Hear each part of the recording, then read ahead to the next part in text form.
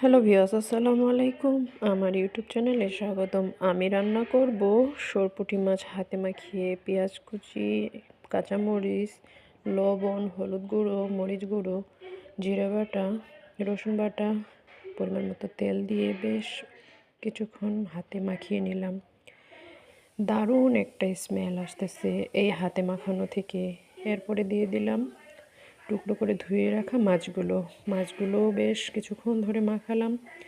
মনে হচ্ছে যে একটা অন্যরকম স্বাদ এবং ঘ্রাণ বেরোচ্ছে, দেখেই লোভনীয় মনে হচ্ছে। পরিমাণ মতো পানি দিয়ে বসিয়ে দিলাম। এভাবে হাতে মাখিয়ে শীতের সময় মাছ রান্না করলে একটা অন্যরকম স্বাদ আসে। বাস ঢেকে দিলাম, হওয়া পর্যন্ত অপেক্ষা করলাম।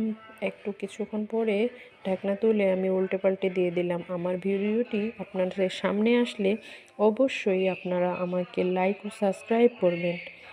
পাশে থাকা বেল আইকনে আমাকে ক্লিক করবেন এগিয়ে যাওয়ার জন্য। আর আমার ভিডিওটি দেখে এভাবে ঠিক রান্না করবেন। শীতের সময় মাছ রান্না করে রাখলে ঠান্ডা ঠান্ডা মাছটা খেতে দারুণ